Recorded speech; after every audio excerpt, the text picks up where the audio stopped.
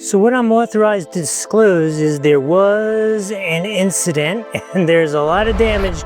So I am replacing these blades with these new superior stealth Master Airscrews, and we're going to check them out, see how they go. Let's first change them out.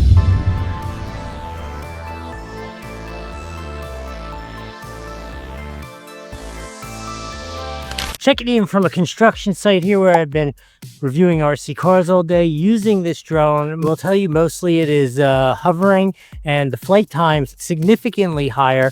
But more importantly, at least for me, is that it is so much quieter with these.